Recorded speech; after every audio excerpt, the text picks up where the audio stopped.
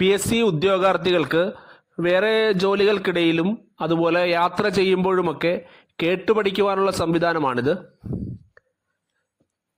ഉത്തരേന്ത്യൻ സമതലം എന്നതാണ് ഇന്നത്തെ ടോപ്പിക്ക്. ജിയോഗ്രഫിയിൽ ഉത്തരേന്ത്യൻ സമതലം. ശിലാവസ്തുക്കളെ ബാഹ്യശക്തികൾ വഹിച്ചുകൊണ്ടുവരികയും താഴ്ന്ന പ്രദേശങ്ങളിൽ നിക്ഷേപിച്ച് കാലക്രമേണ അതിവിശാലമായ സമതലങ്ങളായി രൂപം കൊള്ളുകയും ചെയ്യുന്നു. ശിലാവസ്തുക്കളെ ബാഹ്യശക്തികൾ വഹിച്ചുകൊണ്ടുവരികയും താഴ്ന്ന പ്രദേശങ്ങളിൽ നിക്ഷേപിച്ച് കാലക്രമേണ അതിവിശാല സമതലങ്ങളായി രൂപം കൊള്ളുന്നു. നമുക്കറിയാം, ഇപ്പോൾ PSCക്ക് സ്റ്റേറ്റ്മെൻറ്റുകളും ഉണ്ടാവാറുണ്ട്. വൺ വേർഡ് ആൻസർ മാത്രം നോക്കി വെച്ചാൽ പോരാ, സ്റ്റേറ്റ്മെൻറ്റുകളും മനസ്സിലാക്കി വെക്കേണ്ടതുണ്ട്. ഇന്ത്യൻ കാർഷിക മേഖലയുടെ നട്ടെല്ല് എന്നറിയപ്പെടുന്നത് ഉത്തരേന്ത്യൻ സമതലമാണ്. ഉത്തരേന്ത്യൻ സമതലം ഇന്ത്യൻ കാർഷിക മേഖലയുടെ നട്ടെല്ല് എന്നറിയപ്പെടുന്നു. സിന്ധു ഗംഗ ബ്രഹ്മപുത്ര സമതലം എന്നും ഉത്തരേന്ത്യൻ സമതലം അറിയപ്പെടുന്നു. ഉത്തരേന്ത്യൻ സമതലം അറിയപ്പെടുന്ന മറ്റൊരു പേരാണ് സിന്ധു ഗംഗ ബ്രഹ്മപുത്ര സമതലം. ഫലഭൂഷ്ടമായ എക്കൽ മണ്ണാൽ സമ്പന്നമാണ് ഉത്തരേന്ത്യൻ സമതലം. ഫലഭൂഷ്ടമായ എക്കൽ മണ്ണാൽ സമ്പന്നമാണ് ഉത്തരേന്ത്യൻ സമതലം. നദികൾ ഒഴുക്കിക്കൊണ്ടുവരുന്ന ചെളി, മണൽ, ചരൽ എന്നിവ ഉൾപ്പെടുന്ന അവസാദങ്ങളെ എക്കൽ എന്നറിയപ്പെടുന്നു. അപ്പോൾ എക്കൽ എന്ന് പറയുന്നത് നദികൾ ഒഴുക്കിക്കൊണ്ടുവരുന്ന ചെളി, മണൽ, ചരൽ എന്നിവ ഉൾപ്പെടുന്ന അവസാദങ്ങളാണ്. സിന്ധു നദീമുഖം മുതൽ ഗംഗാ നദീമുഖം വരെ ഏകദേശം 3200 കിലോമീറ്റർ നീളത്തിൽ വ്യാപിച്ചിരിക്കുന്നു. എന്ത്? ഉത്തരേന്ത്യൻ സമതലം. ഉത്തരേന്ത്യൻ സമതലം സിന്ധു നദീമുഖം മുതൽ ഗംഗാ നദീമുഖം വരെ ഏകദേശം 3200 കിലോമീറ്റർ നീളത്തിൽ വ്യാപിച്ചിരിക്കുന്നു. 3200 കിലോമീറ്റർ ആണ് ഇതിന്റെ നീളം. ഇന്ത്യയിൽ 2400 കിലോമീറ്റർ ആണ് ഇതിൽ നീളമുള്ളത്. ബംഗ്ലാദേശിലും പാകിസ്ഥാനിലുമാണ് ബാക്കിയുള്ളത്. ഇന്ത്യയിൽ 2400 കിലോമീറ്റർ. ഇന്ത്യയിലുള്ളത് 2400 കിലോമീറ്ററും ഉത്തരേന്ത്യൻ സമതലത്തിന്റെ ആകെ നീളം 3200 കിലോമീറ്ററും അത് ഇന്ത്യയിൽ 2400 കിലോമീറ്ററുമാണ്. കിഴക്ക് നിന്ന് പടിഞ്ഞാറോട്ട് 150 കിലോമീറ്റർ മുതൽ 300 കിലോമീറ്റർ വരെയാണ് വീതി. അപ്പോൾ അതിന്റെ വീതി കിഴക്ക് നിന്ന് പടിഞ്ഞാറോട്ടാണെങ്കിൽ 150 കിലോമീറ്റർ മുതൽ 300 കിലോമീറ്റർ വരെയാണ്. ആകെ വിസ്തീർണം 7 ലക്ഷം ചതുരശ്ര കിലോമീറ്റർ ആണ്. ഉത്തരേന്ത്യൻ സമതലത്തിന്റെ ആകെ വിസ്തീർണം എന്ന് പറയുന്നത് 7 ലക്ഷം ചതുരശ്ര കിലോമീറ്റർ ആണ്. ഇവിടുത്തെ എക്കൽ നിക്ഷേപത്തിന്റെ ഘനം 1000 മുതൽ 2000 മീറ്റർ വരെയാണ്. ഇവിടുത്തെ എക്കൽ നിക്ഷേപത്തിന്റെ ഘനം 1000 മുതൽ 2000 മീറ്റർ വരെയാണ്. നദീവ്യവസ്ഥ, നദികളുടെ ഒഴുക്കിന്റെ ദിശ, ഭൂപ്രകൃതി എന്നിവയുടെ അടിസ്ഥാനത്തിൽ ഉത്തരേന്ത്യൻ സമതലത്തെ 4ആയി തരംതിരിച്ചിരിക്കുന്നു. അതൊന്ന് രാജസ്ഥാൻ സമതലം, 2 പഞ്ചാബ് ഹരിയാന സമതലം, 3 ഗംഗാ സമതലം, 4 ബ്രഹ്മപുത്ര സമതലം. നദീവ്യവസ്ഥ, നദികളുടെ ഒഴുക്കിന്റെ ദിശ, ഭൂപ്രകൃതി എന്നിവയുടെ അടിസ്ഥാനത്തിൽ ഉത്തരേന്ത്യൻ സമതലത്തെ 4ആയി തരംതിരിച്ചിരിക്കുന്നു. നദീവ്യവസ്ഥ, നദികളുടെ ഒഴുക്കിന്റെ ദിശ, ഭൂപ്രകൃതി എന്നിവയുടെ അടിസ്ഥാനത്തിൽ ഉത്തരേന്ത്യൻ സമതലത്തെ 4ആയി തരംതിരിച്ചിരിക്കുന്നു. 1 രാജസ്ഥാൻ സമതലം, 2 പഞ്ചാബ് ഹരിയാന സമതലം, 3 ഗംഗാ സമതലം, 4 ബ്രഹ്മപുത്ര സമതലം. നദീവ്യവസ്ഥ, നദികളുടെ ഒഴുക്കിന്റെ ദിശ, ഭൂപ്രകൃതി എന്നിവയുടെ അടിസ്ഥാനത്തിൽ തരംതിരിച്ചിരിക്കുന്നതാണ് ഈ 4 രാജസ്ഥാൻ സമതലം, പഞ്ചാബ് ഹരിയാന സമതലം, ഗംഗാ സമതലം, ബ്രഹ്മപുത്ര സമതലം. അപ്പോൾ ഉത്തരേന്ത്യൻ സമതലത്തെ നദീവ്യവസ്ഥ, നദികളുടെ ഒഴുക്കിന്റെ ദിശ, ഭൂപ്രകൃതി എന്നിവയുടെ അടിസ്ഥാനത്തിൽ തരംതിരിച്ചിരിക്കുന്നത് രാജസ്ഥാൻ സമതലം, പഞ്ചാബ് ഹരിയാന സമതലം, ഗംഗാ സമതലം, ബ്രഹ്മപുത്ര സമതലം എന്നിങ്ങനെ 4ആയിട്ടാണ്. ഒന്നുകൂടെ പറയുന്നു: രാജസ്ഥാൻ സമതലം, പഞ്ചാബ് ഹരിയാന സമതലം, ഗംഗാ സമതലം, ബ്രഹ്മപുത്ര സമതലം. അപ്പോൾ ഇന്ത്യൻ കാർഷിക മേഖലയുടെ നട്ടെല്ലാണ് ഉത്തരേന്ത്യൻ സമതലം. സിന്ധു ഗംഗ ബ്രഹ്മപുത്ര സമതലം എന്നും ഇത് അറിയപ്പെടുന്നുണ്ട്. ഫലഭൂഷ്ടമായ എക്കൽ മണ്ണാൽ സമ്പന്നമാണ് ഉത്തരേന്ത്യൻ സമതലം. നദികൾ ഒഴുക്കിക്കൊണ്ടുവരുന്ന ചെളി, മണൽ, ചരൽ എന്നിവ ഉൾപ്പെടുന്ന അവസാദങ്ങളെയാണ് എക്കൽ എന്നറിയപ്പെടുന്നത്. സിന്ധു നദീമുഖം മുതൽ ഗംഗാ നദീമുഖം വരെ ഏകദേശം 3200 കിലോമീറ്റർ നീളത്തിൽ വ്യാപിച്ചിരിക്കുന്നു. ഈ ഉത്തരേന്ത്യൻ സമതലത്തിന്റെ നീളം എന്ന് പറയുന്നത് ഏകദേശം 3200 കിലോമീറ്റർ ആണ്. അത് ഇന്ത്യയിൽ 2400 കിലോമീറ്റർ ആണ്. കിഴക്ക് നിന്ന് പടിഞ്ഞാറോട്ട് 150 കിലോമീറ്റർ മുതൽ 300 കിലോമീറ്റർ വരെയാണ് അതിന്റെ വീതി. അപ്പോൾ വീതി എന്ന് പറയുന്നത് 150, കിഴക്ക് നിന്ന് പടിഞ്ഞാറോട്ട് 150 മുതൽ 300 കിലോമീറ്റർ വരെയാണ്. നീളം എന്ന് പറയുന്നത് 3200 കിലോമീറ്റർ ആണ്. അത് ഇന്ത്യയിൽ 2400 ആണ്. അതിന്റെ വിസ്തീർണം എന്ന് പറയുന്നത് ആകെ വിസ്തീർണം 7 ലക്ഷം ചതുരശ്ര കിലോമീറ്റർ ആണ്. ആകെ വിസ്തീർണം 7 ലക്ഷം ചതുരശ്ര കിലോമീറ്റർ ആണ്. അടുത്തത് രാജസ്ഥാൻ സമതലം. അതായത് ഉത്തരേന്ത്യൻ സമതലത്തെ 4ആയി തരംതിരിച്ചിരിക്കും നമ്മൾ പറഞ്ഞു. അതിൽ ഒന്നാമത്തതാണ് രാജസ്ഥാൻ സമതലം. ഉത്തരേന്ത്യൻ സമതലത്തിന്റെ പടിഞ്ഞാറേ അറ്റത്ത് സ്ഥിതി ചെയ്യുന്നു. അതായത് രാജസ്ഥാൻ സമതലം ഈ ഉത്തരേന്ത്യൻ സമതലത്തിന്റെ പടിഞ്ഞാറേ അറ്റത്താണ് സ്ഥിതി ചെയ്യുന്നത്. 2/3 ഭാഗവും താഴ്മരുഭൂമിയാണ്. രാജസ്ഥാൻ സമതലത്തിന്റെ 2/3 ഭാഗവും താഴ്മരുഭൂമിയാണ്. രാജസ്ഥാൻ സമതലം 4 സംസ്ഥാനങ്ങളിലായിട്ടാണ് വ്യാപിച്ചു കിടക്കുന്നത്. രാജസ്ഥാൻ, ഗുജറാത്ത്, പഞ്ചാബ്, ഹരിയാന. രാജസ്ഥാൻ, ഗുജറാത്ത്, പഞ്ചാബ്, ഹരിയാന. അതിൽ 2/3 ഭാഗവും രാജസ്ഥാനിലാണ്. ആരവല്ലി പർവ്വതനിരയുടെ പടിഞ്ഞാറ് ഭാഗത്തായി സ്ഥിതി ചെയ്യുന്ന സമതലമാണ് രാജസ്ഥാൻ സമതലം. അപ്പോൾ ആരവല്ലി പർവ്വതനിരയുടെ പടിഞ്ഞാറ് ഭാഗത്തായി സ്ഥിതി ചെയ്യുന്ന ഉത്തരേന്ത്യൻ സമതലം ഏതാണെന്ന് ചോദിച്ചാൽ അത് രാജസ്ഥാൻ സമതലമാണ്. ആരവല്ലി പർവ്വതനിരയുടെ പടിഞ്ഞാറ് ഭാഗത്തായി സ്ഥിതി ചെയ്യുന്ന സമതലമാണ് രാജസ്ഥാൻ സമതലം. താർ മരുഭൂമിയെ 2ആയി തരംതിരിച്ചിരിക്കുന്നു. താർ മരുഭൂമിയെ 2ആയി തരംതിരിച്ചിരിക്കുന്നു. മരുസ്ഥലി എന്നും ബാഗർ എന്നും. മോണിറ്റർ ശ്രദ്ധിക്കുക, മരുസ്ഥലി എന്നും ബാഗർ എന്നും. പ്രധാന ലവണ തടാകങ്ങൾ സാംബാർ, സർഗോൾ, ദിദ്വാന. അപ്പോൾ നമ്മൾ ഉത്തരേന്ത്യൻ സമതലത്തിന്റെ ഒന്നാമത്തെ ക്ലാസിഫിക്കേഷനായ രാജസ്ഥാൻ സമതലം എന്താണെന്ന് പഠിച്ചു. ഉത്തരേന്ത്യൻ സമതലത്തിന്റെ പടിഞ്ഞാറേ അറ്റത്ത് സ്ഥിതി ചെയ്യുന്ന സമതലമാണ് രാജസ്ഥാൻ സമതലം. 2/3 ഭാഗവും താഴ്മരുഭൂമിയാണ്. ബാക്കി ഭാഗങ്ങൾ ഗുജറാത്ത്, പഞ്ചാബ്, ഹരിയാന എന്നീ സംസ്ഥാനങ്ങളിലാണുള്ളത്. അപ്പോൾ ആകെ 4 സംസ്ഥാനങ്ങളിലാണ് രാജസ്ഥാൻ സമതലം വ്യാപിച്ചു കിടക്കുന്നത്. രാജസ്ഥാൻ, ഗുജറാത്ത്, പഞ്ചാബ്, ഹരിയാന എന്നീ സംസ്ഥാനങ്ങൾ. ആരവല്ലി പർവ്വതനിരയുടെ പടിഞ്ഞാറ് ഭാഗത്തായി സ്ഥിതി ചെയ്യുന്ന സമതലമാണ് രാജസ്ഥാൻ സമതലം. താഴ്മരുഭൂമിയെ 2ആയി തരംതിരിക്കുന്നത്. അതായത് രാജസ്ഥാൻ സമതലത്തിന്റെ 2/3 ഭാഗമായ താഴ്മരുഭൂമിയെ 2ആയി തരംതിരിച്ചിരിക്കുന്നു. മരുസ്ഥലി എന്നും ബാഗർ എന്നും. മരുസ്ഥലി എന്നും ബാഗർ എന്നും. യഥാർത്ഥ മരുഭൂമിയെയാണ് മരുസ്ഥലി എന്ന് പറയുന്നത്. അർദ്ധമരുഭൂമിയാണ് ബാഗർ എന്ന് പറയുന്നത്. ഈ സമതലത്തിലൂടെ ഒഴുകുന്ന പ്രധാന നദിയാണ് ലൂണി.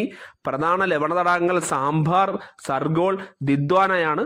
അപ്പൊ അടുത്തത് രണ്ടാമത്തത് പഞ്ചാബ് ഹരിയാന സമതലം. ഉത്തരേന്ത്യൻ സമതലത്തിന്റെ ക്ലാസിഫിക്കേഷൻ 4ആയി തരംതിരിച്ചിരിക്കുന്നത് നമ്മൾ പറഞ്ഞു. അതിൽ രണ്ടാമത്താണ് പഞ്ചാബ് ഹരിയാന സമതലം. രാജസ്ഥാൻ സമതലത്തിന്റെ കിഴക്കും വടക്കു കിഴക്കുമായി വ്യാപിച്ചിരിക്കുന്നു. നേരത്തെ പറഞ്ഞ രാജസ്ഥാൻ സമതലത്തിന്റെ കിഴക്കും വടക്ക് കിഴക്കുമായി വ്യാപിച്ചിരിക്കുന്നു. സിന്ധു നദിയും അതിന്റെ പോഷക നദികളും ചേർന്ന് രൂപം കൊണ്ടിരിക്കുന്നു. ഈ പഞ്ചാബ് ഹരിയാന സമതലം സിന്ധു നദിയും അതിന്റെ പോഷക നദികളും കാരണമാണ് രൂപം കൊണ്ടിരിക്കുന്നത്. സിന്ധു നദിയുടെ പോഷക നദി നമുക്കറിയാം, ഝലം, ചിനാബ്, രവി, സത്ലജ്, ബിയാസ്. സിന്ധു നദിയുടെ പോഷക നദികൾ ഝലം, ചിനാബ്, രവി, സത്ലജ്, ബിയാസ്. മോണിറ്റർ ശ്രദ്ധിച്ചാൽ മനസ്സിലാകും. ഝലം, ചിനാബ്, രവി, സത്ലജ്, ബിയാസ്. ഓഡിയോ ക്ലാസ് ആണെങ്കിലും ചില കാര്യങ്ങൾ ഉച്ചരിക്കുമ്പോൾ അവ്യക്തത ഉണ്ടാവാൻ സാധ്യത ഉള്ളത് കൊണ്ടാണ് മോണിറ്ററിൽ എഴുതി കാണിക്കുന്നത്. അതുകൂടി ശ്രദ്ധിക്കുക.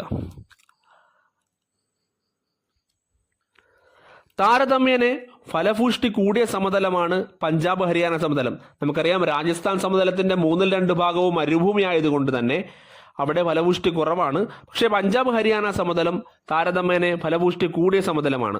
പഞ്ചാബ്, ഹരിയാന, ഹിമാചൽ പ്രദേശ് എന്നീ സംസ്ഥാനങ്ങളിലായിട്ടാണ് പഞ്ചാബ് ഹരിയാന സമതലം വ്യാപിച്ചു കിടക്കുന്നത്. പഞ്ചാബ് ഹരിയാന സമതലം എന്ന് പേരുള്ളത് കൊണ്ട് തന്നെ പഞ്ചാബിലും ഹരിയാനയിലും മാത്രമാണ് എന്ന് നമ്മൾ തെറ്റിദ്ധരിച്ചേക്കാം. പക്ഷേ പഞ്ചാബ്, ഹരിയാന, അതുപോലെ തന്നെ ഹിമാചൽ പ്രദേശ് എന്നീ 3 സംസ്ഥാനങ്ങളിലായി പഞ്ചാബ് ഹരിയാന സമതലം വ്യാപിച്ചു കിടക്കുന്നു. നമുക്കറിയാം, നേരത്തെ പറഞ്ഞു രാജസ്ഥാൻ സമതലം രാജസ്ഥാനിൽ മാത്രമല്ല 2 ഭാഗവും രാജസ്ഥാനിലാണ്. ബാക്കി ഭാഗങ്ങൾ ഗുജറാത്ത്, പഞ്ചാബ്, ഹരിയാന എന്നീ സംസ്ഥാനങ്ങളിലും വ്യാപിച്ചു കിടക്കുന്നുണ്ട്. അതുപോലെ തന്നെ പഞ്ചാബ് ഹരിയാന സമതലം രാജസ്ഥാൻ സമതലത്തിന്റെ പഞ്ചാബ് ഹരിയാന സമതലം പഞ്ചാബിലും ഹരിയാനയിലും അതുപോലെ ഹിമാചൽ പ്രദേശിലും വ്യാപിച്ചു കിടക്കുന്നുണ്ട്. ആകെ വിസ്തീർണം 1.75 ചതുരശ്ര കിലോമീറ്റർ ആണ്. ആകെ വിസ്തീർണം 1.75 ചതുരശ്ര കിലോമീറ്റർ ആണ്. ഈ പഞ്ചാബ് ഹരിയാന സമതലത്തിന്റെ ആകെ വിസ്തീർണം 1.75 ചതുരശ്ര കിലോമീറ്റർ ആണ്. പഞ്ചാബ് ഹരിയാന സമതലത്തിലാണ് ഡോബുകൾ പ്രധാനമായും കാണപ്പെടുന്നത്. ഡോബുകൾ എന്താണെന്ന് പറയാം. യമുന നദീതീരം വരെ വ്യാപിച്ചിരിക്കുന്നു. ഈ പഞ്ചാബ് ഹരിയാന സമതലം യമുന തീരം വരെ വ്യാപിച്ചിരിക്കുന്നു. ഡോബുകൾ എന്ന് പറയുന്നത് പരസ്പരം കൂടിച്ചേരുന്ന 2 നദികൾക്കിടയിലുള്ള എക്കൽ ഖരഭാഗത്തെ ഡോബ് എന്ന് പറയുന്നു. പരസ്പരം കൂടിച്ചേരുന്ന 2 നദികൾക്ക് ഇടയിലുള്ള എക്കൽ ഭാഗത്തെയാണ് നമ്മൾ ഡോബ് എന്ന് പറയുന്നത്. പഞ്ചാബ് ഹരിയാന ഭാഗത്തെ 5 ഡോബായി തരംതിരിച്ചിരിക്കുന്നു. മോണിറ്റർ ശ്രദ്ധിക്കുക. ചാച്ച് ഡോബ് അഥവാ ചച്ച് ഡോബ് എന്നും പറയാം. ചച്ച് ഡോബ് എന്ന് പറഞ്ഞാൽ ചലം ചിനാബാണ്. ബാരി ഡോബ് ബിയാസ് രവിയാണ്. നമ്മുടെ പേര് ശ്രദ്ധിച്ചാൽ പേരിൽ നിന്ന് നമുക്ക് കിട്ടാവുന്നതേ ഉള്ളൂ. ചച്ച് ഡോബ് ചലം ചിനാബ്, ബാരി ഡോബ് ബിയാസ് രവി, ബാരി ബിയാസ് രവി, ചച്ച് ചലം ചിനാബ്. മൂന്നാമത്തത് ബിസ്ത് ഡോബ് ബിയാസ് സത്ലജ്, ബിസ്ത് ബിയാസ് സത്ലജ്. രചന ഡോബ് രവി ചിനാബ്. സിന്ധ് സാഗർ ഡോബ് അത് മാത്രം പേരിൽ നിന്ന് കിട്ടില്ല. സിന്ധ് സാഗർ ഡോബ്, സിന്ധു ചലം നദികളാണ്. സിന്ധു ചലം ചിനാബ് എന്നും പറയും. 3 നദികളാണ് സിന്ധു ചലം ചിനാബ്. സിന്ധു ചലം എന്ന് വന്നാലും ഓപ്ഷൻ കറക്റ്റ് ആണ്. ചച്ച് ഡോബ്, ബാരി ഡോബ്, ബിസ്റ്റ് ഡോബ്, രചന ഡോബ്, സിന്ധ് സാഗർ ഡോബ്. ചില കാര്യങ്ങൾ നമുക്ക് പാടായിട്ട് തോന്നും, ചിലപ്പോൾ മെമ്മറിയിൽ നിൽക്കുന്നില്ല എങ്കിൽ പോലും ബാക്കിയുള്ള കാര്യങ്ങൾ ചിലപ്പോൾ നമുക്ക് കിട്ടാൻ സാധ്യതയുണ്ട്. അപ്പോൾ ഓഡിയോ മുഴുവൻ കേൾക്കുക. ചിലപ്പോൾ ചില ഭാഗങ്ങൾ ഇൻട്രസ്റ്റ് ഇല്ലാതെ വന്നാൽ പോലും മുഴുവനായി കേട്ട് കഴിഞ്ഞാൽ വേറെ ചില കാര്യങ്ങൾ നമുക്ക് ഉപകാരപ്പെടും. ചിലപ്പോൾ ഇൻട്രസ്റ്റ് ഇല്ലാതെ ആണെങ്കിൽ പോലും ഓപ്ഷനിൽ നിന്ന് നമുക്കത് കിട്ടാൻ സാധിക്കും. അപ്പോൾ ശ്രദ്ധിക്കുക, പരമാവധി ശ്രദ്ധിക്കുക. അപ്പോൾ നമ്മൾ പറഞ്ഞത് പഞ്ചാബ് ഹരിയാന സമതലത്തെ പറ്റിയാണ്. ഒന്നുകൂടെ പറയുന്നു. രാജസ്ഥാൻ സമതലത്തിന്റെ കിഴക്കും വടക്ക് കിഴക്കുമായി വ്യാപിച്ചിരിക്കുന്ന സമതലമാണ് പഞ്ചാബ് ഹരിയാന സമതലം. സിന്ധു നദിയും അതിന്റെ പോഷകനദികളും ചേർന്നാണ് രൂപം കൊണ്ടിരിക്കുന്നത്. സിന്ധു നദിയുടെ പോഷകനദികൾ നമ്മൾ പറഞ്ഞു. ചലം ചിനാബ് രവി സത്ലജ് ബിയാസ് ഇവയാണ് സിന്ധു നദിയുടെ പോഷകനദികൾ. താരതമ്യേന ഫലപുഷ്ടി കൂടിയ സമതലമാണ് പഞ്ചാബ് ഹരിയാന സമതലം. പഞ്ചാബ് ഹരിയാന ഹിമാചൽ പ്രദേശ് എന്നീ സംസ്ഥാനങ്ങളിലായിട്ടാണ് പഞ്ചാബ് ഹരിയാന സമതലം വ്യാപിച്ചു കിടക്കുന്നത്. പഞ്ചാബ് ഹരിയാന കൂടാതെ ഹിമാചൽ പ്രദേശ് കൂടിയുണ്ട്. 1.75 ചതുരശ്ര കിലോമീറ്റർ ആണ് പഞ്ചാബ് ഹരിയാന സമതലത്തിന്റെ വിസ്തീർണം. യമുന നദീതീരം വരെയാണ് ഇത് വ്യാപിച്ചു കിടക്കുന്നത്.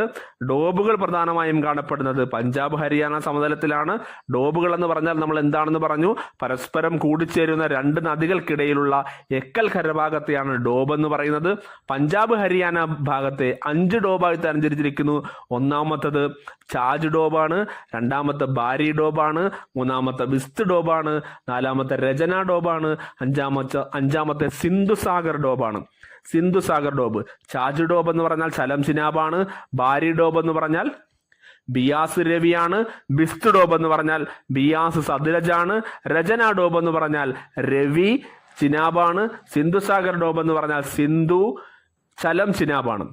അടുത്തത് ഗംഗാ സമതലം. മൂന്നാമത്തെ ക്ലാസിഫിക്കേഷൻ ആണ് ഗംഗാ സമതലം. ഇന്ത്യയിലെ ഏറ്റവും വലിയ ഉത്തരേന്ത്യൻ സമതലമാണ് ഗംഗാ സമതലം. അപ്പോൾ ഉത്തരേന്ത്യൻ സമതലത്തിലെ ഇന്ത്യയിലെ ഭാഗത്തിലെ ഏറ്റവും വലിയ ഭാഗം അത് ഗംഗാ സമതലമാണ്. ഗംഗയും പോഷകനദികളും ചേർന്നാണ് ഗംഗാ സമതലം രൂപം കൊണ്ടിരിക്കുന്നത്. പഞ്ചാബ് ഹരിയാന സമതലത്തിന്റെ കിഴക്ക് ഭാഗത്തായി സ്ഥിതി ചെയ്യുന്ന സമതലമാണ് ഗംഗാ സമതലം. പഞ്ചാബ് ഹരിയാന സമതലത്തിന്റെ കിഴക്ക് ഭാഗത്തായി സ്ഥിതി ചെയ്യുന്നു. പടിഞ്ഞാറ് യമുന നദി മുതൽ കിഴക്ക് ബംഗ്ലാദേശ് വരെ വ്യാപിച്ചിരിക്കുന്നു. പടിഞ്ഞാറ് യമുന നദി മുതൽ കിഴക്ക് ബംഗ്ലാദേശ് വരെ വ്യാപിച്ചിരിക്കുന്നു. വിസ്തീർണം 3.75 ലക്ഷം ചതുരശ്ര കിലോമീറ്റർ ആണ്. ഗംഗാ സമതലത്തിന്റെ വിസ്തീർണം 3.75 ചതുരശ്ര കിലോമീറ്റർ ആണ്. പഞ്ചാബ് ഹരിയാന സമതലത്തിന്റെ വിസ്തീർണം നമ്മൾ പഠിച്ചിരുന്നു 1.75 ചതുരശ്ര കിലോമീറ്റർ ആണ്. പക്ഷെ ഗംഗാ സമതലത്തിൻ്റെത് 3.75 ചതുരശ്ര കിലോമീറ്റർ ആണ്. നമുക്കറിയാം ഉത്തരേന്ത്യൻ സമതലം ആകെ 7 ലക്ഷം ചതുരശ്ര കിലോമീറ്റർ ഉണ്ട്. ഉത്തരാഖണ്ഡ്, ഉത്തർപ്രദേശ്, ഹരിയാന, ഡൽഹി, ജാർഖണ്ഡ്, വെസ്റ്റ് ബംഗാൾ എന്നീ സംസ്ഥാനങ്ങളിലായിട്ടാണ് വ്യാപിച്ചു കിടക്കുന്നത്. ജാർഖണ്ഡിലും വെസ്റ്റ് ബംഗാളിലും താരതമ്യേന വളരെ കുറച്ച് മാത്രമാണുള്ളത്. പ്രധാനമായും ഉത്തരാഖണ്ഡിലും ഉത്തർപ്രദേശ്, ഹരിയാന, ഡൽഹി എന്നീ സംസ്ഥാനങ്ങളിലും വളരെ കുറച്ച് ഭാഗം ജാർഖണ്ഡിലും വെസ്റ്റ് ബംഗാൾ എന്നീ സംസ്ഥാനങ്ങളും വ്യാപിച്ചു കിടക്കുന്നു. അപ്പോൾ ഗംഗാ സമതലം ഉത്തരാഖണ്ഡ്, ഉത്തർപ്രദേശ്, ഹരിയാന, ഡൽഹി, ജാർഖണ്ഡ്, വെസ്റ്റ് ബംഗാൾ എന്നീ 6 സംസ്ഥാനങ്ങളിലാണ് വ്യാപിച്ചു കിടക്കുന്നത്. സമുദ്രനിരപ്പിൽ നിന്നും ശരാശരി 200 മീറ്റർ ഉയരത്തിൽ സ്ഥിതി ചെയ്യുന്ന ഉത്തരേന്ത്യൻ സമതലമാണ് ഗംഗാ സമതലം.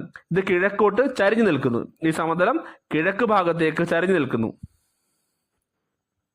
ഇതിന്റെ കൂടെ ഓഫ് ടോപ്പിക് ആണ് എങ്കിലും ഗംഗാ സമതലവുമായി ബന്ധപ്പെട്ടതുകൊണ്ട് പറയുന്നു. നമുക്കറിയാം അളകനന്ദ നദിയും ഭഗീരഥി നദിയും ചേർന്നാണ് ഗംഗാ നദി ആവുന്നത്. അളകനന്ദ നദിയും ഭഗീരഥി നദിയും ചേർന്നാണ് ഗംഗാ നദി ആവുന്നത്. ഈ ഭഗീരഥി നദി ഉത്ഭവിക്കുന്നതാണ് ഗംഗോത്രിയിലെ ഗോമുഖ് അഥവാ ഗായ്മുഖ്. അവിടെ നിന്നാണ് ഭഗീരഥി ഉത്ഭവിക്കുന്നത്. ഭഗീരഥി ഉത്ഭവിക്കുന്നത് ഗംഗോത്രിയിലെ ഗോമുഖിൽ നിന്ന് അഥവാ ഗായ്മുഖിൽ നിന്നാണ് ഭഗീരഥി ഉത്ഭവിക്കുന്നത്. അളകനന്ദ ബദ്രിനാഥിലെ സദോബാന്ത് ഹിമാനിയിൽ നിന്നാണ് ഉത്ഭവിക്കുന്നത്. സദോബാന്ത് ഹിമാനി. അളകനന്ദ നദി ബദ്രിനാഥിലെ സദോബാന്ത് ഹിമാനിയിൽ നിന്നാണ് ഉത്ഭവിക്കുന്നത്. അളകനന്ദ നദി ബദ്രിനാഥിലെ സദോബാന്ത് ഹിമാനിയിൽ നിന്നാണ് ഉത്ഭവിക്കുന്നത്. ഈ അളകനന്ദ നദിയുടെ പോഷകനദികളാണ് മന്ദാകിനി, പിണ്ടാർ, നന്ദാകിനി, ധൗളിഗംഗ. അളകനന്ദ നദിയും ഭഗീരഥി നദിയും ചേർന്നാണ് ഗംഗാ നദി ആവുന്നത്. ഈ ഭഗീരഥി നദി ഗംഗോത്രിയിലെ ഗായ്മുഖിൽ നിന്നാണ് ഉത്ഭവിക്കുന്നത്. അതുപോലെ തന്നെ അളകനന്ദ നദി ബദ്രിനാഥിലെ സദോബാന്ത് ഹിമാനിൽ നിന്നാണ് ഉത്ഭവിക്കുന്നത്. ഇത് രണ്ടും ചേർന്നാണ് ഗംഗാ നദി ആവുന്നത്. അളകനന്ദ നദിയുടെ പോഷക നദികളാണ് മന്ദാകിനി, പിണ്ടാർ, നന്ദാകിനി, ധൗളിഗംഗ. മന്ദാകിനി, പിണ്ടാർ, നന്ദാകിനി, ധൗളിഗംഗ. മോണിറ്റർ ശ്രദ്ധിക്കാം. മന്ദാകിനി, പിണ്ടാർ, നന്ദാകിനി, ധൗളിഗംഗ. ഈ മന്ദാകിനി അളകനന്ദ നദിയുമായി ചേരുന്നത് രുദ്രപ്രയാഗിൽ വെച്ചാണ്. മന്ദാകിനി അളകനന്ദ നദിയുമായി ചേരുന്നത് രുദ്രപ്രയാഗിൽ വെച്ചാണ്. പിണ്ടാർ അളകനന്ദയുമായി ചേർന്നത് കർണപ്രയാഗിൽ വെച്ചാണ്. പിണ്ടാർ അളകനന്ദയുമായി ചേർന്നത് കർണപ്രയാഗിൽ വെച്ചാണ്. നന്ദാകിനി അളകനന്ദയുമായി ചേരുന്നത് നന്ദപ്രയാഗിൽ വെച്ചാണ്. നന്ദാകിനി അളകനന്ദ, നന്ദാകിനി ആയതുകൊണ്ട് നന്ദപ്രയാഗ്. ധൗളിഗംഗ അളകനന്ദയുമായി ചേരുന്നത് വിഷ്ണുപ്രയാഗിൽ വെച്ചാണ്. വിഷ്ണുപ്രയാഗിൽ വെച്ചാണ് ധൗളിഗംഗ അളകനന്ദയുമായി ചേരുന്നത്. ഭഗീരഥി നദി അളകനന്ദയുമായി ചേരുന്നത് ദേവപ്രയാഗിൽ വെച്ചാണ്. ഭഗീരഥി നദി അളകനന്ദയുമായി ചേരുന്നത് ദേവപ്രയാഗിൽ വെച്ചാണ്. ഇവിടെ മുതലാണ് ഗംഗാ നദിയായി അത് ഉത്ഭവിക്കുന്നത്. അപ്പോൾ ഗംഗാനദിയുടെ ഉത്ഭവം ദേവപ്രയാഗ് ആണ് എന്ന് പറയുമ്പോൾ പോലും ആ ഗംഗാ നദി എന്ന് പറയുന്ന 2 നദികൾ ചേർന്നാണ് ഗംഗാ നദികളായി മാറുന്നത്. ആ 2 നദികളാണ് ഭഗീരഥിയും അളകനന്ദ നദിയും. അവയുടെ ഉത്ഭവം ഭഗീരഥി ഉത്ഭവിക്കുന്നത് ഗംഗോത്രിയിലെ ഗായ്മുഖിൽ നിന്നും അളകനന്ദയുടെ ഉത്ഭവം ബദരിനാഥിലെ സദോബാന്ത് ഹിമാനിയിൽ നിന്നുമാണ്. അപ്പൊ ഇത്രയേ ഉള്ളൂ. അടുത്തത് 4ാമത്തെ ബ്രഹ്മപുത്ര സമതലം. നമ്മൾ ഗംഗാ സമതലത്തെ പറ്റി പഠിച്ചു. പഞ്ചാബ് ഹരിയാന സമതലത്തിന്റെ കിഴക്ക് ഭാഗത്തായി സ്ഥിതി ചെയ്യുന്നുണ്ട്. പടിഞ്ഞാറ് യമുന നദി മുതൽ കിഴക്ക് ബംഗ്ലാദേശ് വരെ വ്യാപിച്ചിരിക്കുന്നുണ്ട്. ഇതിന്റെ വിസ്തീർണം 3.75 ലക്ഷം ചതുരശ്ര കിലോമീറ്റർ. അതായത് ഇന്ത്യയിലെ ഏറ്റവും വലിയ ഉത്തരേന്ത്യൻ സമതലമാണ് ഗംഗാ സമതലം. ഉത്തരാഖണ്ഡ്, ഉത്തർപ്രദേശ്, ഹരിയാന, ഡൽഹി, ജാർഖണ്ഡ്, വെസ്റ്റ് ബംഗാൾ എന്നീ സംസ്ഥാനങ്ങളിൽ വ്യാപിച്ചിരിക്കുന്നുണ്ട്. സമുദ്രനിരപ്പിൽ നിന്നും ഏതാണ്ട് ശരാശരി 200 മീറ്റർ ഉയരത്തിൽ സ്ഥിതി ചെയ്യുന്നുണ്ട്. കിഴക്കോട്ട് ചരിഞ്ഞു നിൽക്കുന്ന സമതലമാണ് ഗംഗാ സമതലം. ഇന്ത്യയുടെ അടുത്തത് ബ്രഹ്മപുത്ര സമതലം പറയുന്നു. ഇന്ത്യയുടെ ഏറ്റവും കിഴക്ക് ഭാഗത്തായി സ്ഥിതി ചെയ്യുന്ന സമതലമാണ് ബ്രഹ്മപുത്ര സമതലം. ബ്രഹ്മപുത്ര നമുക്കറിയാം ആസാമിലാണ്. അതുകൊണ്ട് തന്നെ ആസാം താഴ്വര, ബ്രഹ്മപുത്ര താഴ്വര എന്നീ പേരുകളും ബ്രഹ്മപുത്ര സമതലത്തിനുണ്ട്. ആസാം താഴ്വര, ബ്രഹ്മപുത്ര താഴ്വര എന്നീ പേരുകളിലും ബ്രഹ്മപുത്ര സമതലം അറിയപ്പെടുന്നു. ആസാമിന്റെ കിഴക്കേ അറ്റം മുതൽ ധൂബ്രിയുടെ പടിഞ്ഞാറ് ഭാഗത്ത് വരെ വ്യാപിച്ചിരിക്കുന്നു. ആസാമിന്റെ കിഴക്കേ അറ്റം മുതൽ ധൂബ്രിയുടെ പടിഞ്ഞാറ് ഭാഗത്ത് വരെ ഇത് വ്യാപിച്ചിരിക്കുന്നു. അപ്പൊ ഇതിന്റെ ബൗണ്ടറി എന്ന് പറയുന്നത് ആസാമിന്റെ കിഴക്കേ അറ്റം മുതൽ ധൂബ്രിയുടെ പടിഞ്ഞാറ് ഭാഗത്ത് വരെയാണ്. 56,275 ചതുരശ്ര കിലോമീറ്റർ ആണ് വിസ്തീർണം. 56,275 56,275 ചതുരശ്ര കിലോമീറ്റർ ആണ് ബ്രഹ്മപുത്ര സമതലത്തിന്റെ വിസ്തീർണം. അതിന്റെ നീളം എന്ന് പറയുന്നത് 720 കിലോമീറ്റർ ആണ്. നീളം 720 കിലോമീറ്റർ. 60 മുതൽ 70 കിലോമീറ്റർ വരെയാണ് വീതി. ബ്രഹ്മപുത്ര സമതലത്തിന്റെ വീതി 60 മുതൽ 70 കിലോമീറ്റർ വരെയാണ്. നമുക്കറിയാം ഉത്തരേന്ത്യൻ സമതലത്തിന്റെ ആകെ വിസ്തീർണം 7 ലക്ഷം ചതുരശ്ര കിലോമീറ്റർ ആണ്. 7 ലക്ഷം ചതുരശ്ര കിലോമീറ്റർ ആണ് ഉത്തരേന്ത്യൻ സമതലത്തിന്റെ ആകെ വിസ്തീർണം. അതിൽ പഞ്ചാബ് ഹരിയാന സമതലം 1.75 ചതുരശ്ര കിലോമീറ്റർ ഉണ്ട്. ഗംഗാ സമതലം 3.75 ലക്ഷം ചതുരശ്ര കിലോമീറ്റർ ഉണ്ട്. ബ്രഹ്മപുത്ര സമതലം 56,275 ചതുരശ്ര കിലോമീറ്റർ ഉണ്ട്.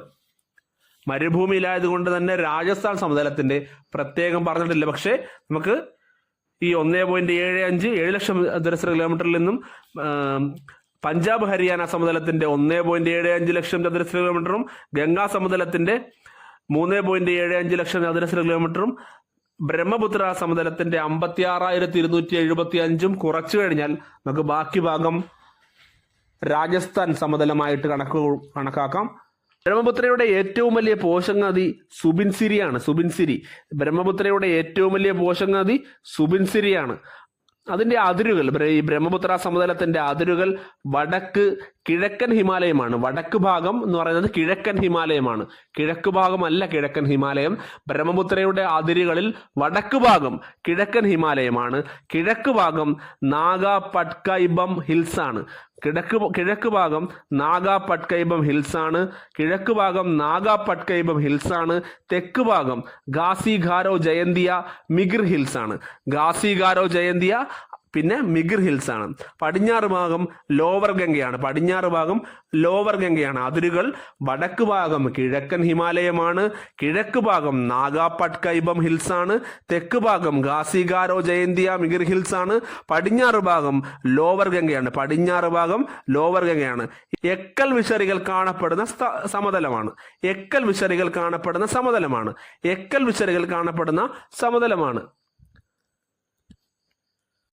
അപ്പോൾ എക്കൽ വിശറികൾ കാണപ്പെടുന്ന സമതലം അത് ബ്രഹ്മപുത്ര സമതലമാണ്.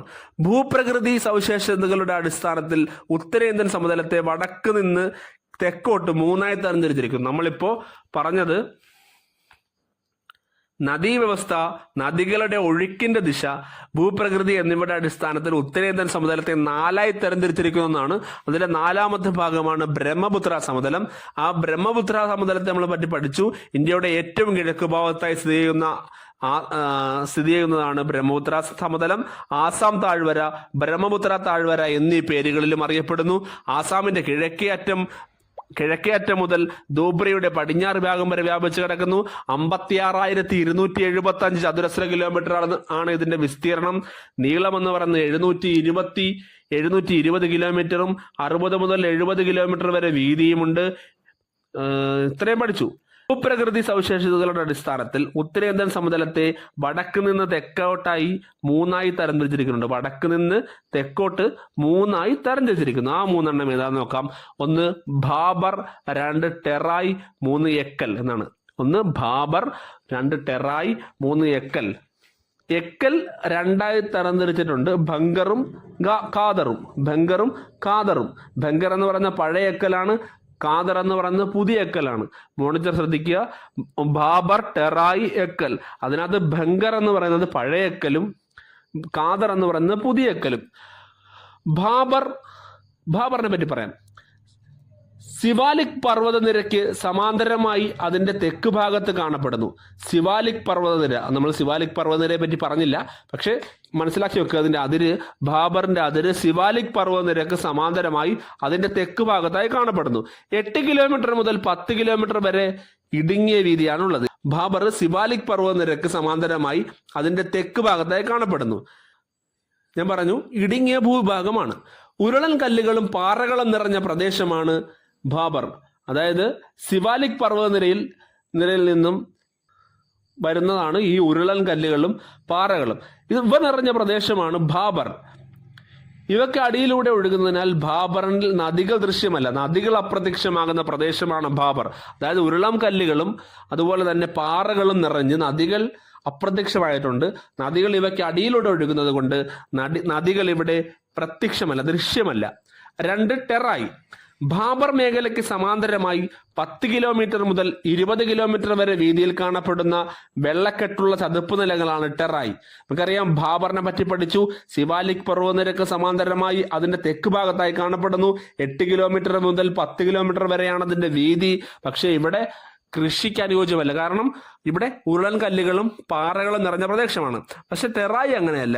ടെറായി എന്ന് പറയുന്നത് ഭാബർ മേഖലയ്ക്ക് സമാന്തരമായി 10 കിലോമീറ്റർ മുതൽ 20 കിലോമീറ്റർ വരെ വീതിയിൽ കാണപ്പെടുന്ന വെള്ളക്കെട്ടുള്ള ചതുപ്പ് നിലങ്ങളാണ് ടെറായി.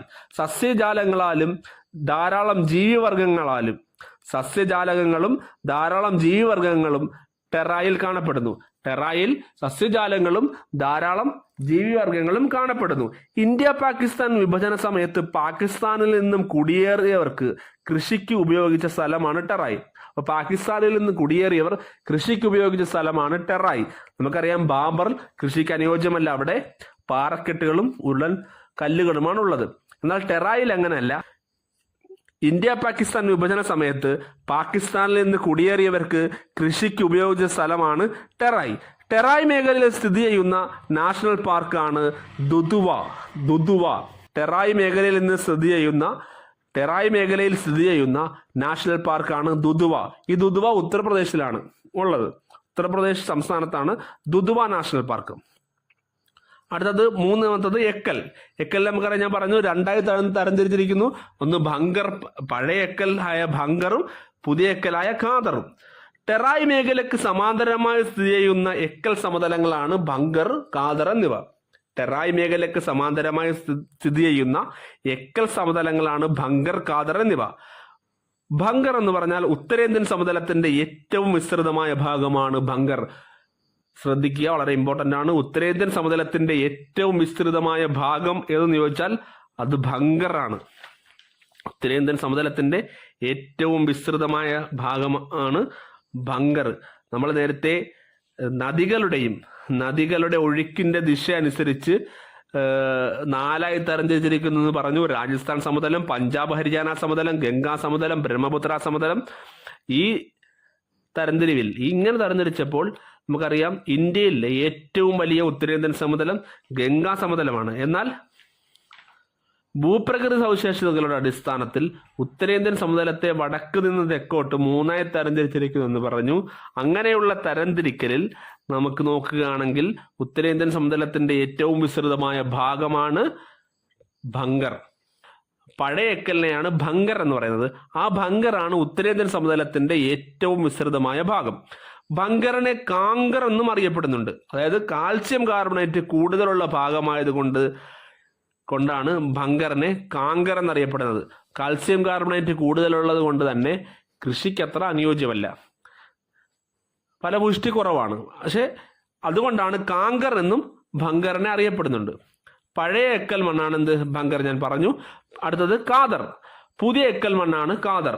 ഉത്തരേന്ത്യൻ സമതലത്തിലെ ഏറ്റവും പ്രധാന മണ്ണാണ് എക്കൽ മണ്ണ്. നമുക്കറിയാം, ഉത്തരേന്ത്യൻ സമതലത്തിലെ ഏറ്റവും പ്രധാന മണ്ണ് ഏതാണെന്ന് ചോദിച്ചാൽ അത് എക്കൽ മണ്ണാണ്.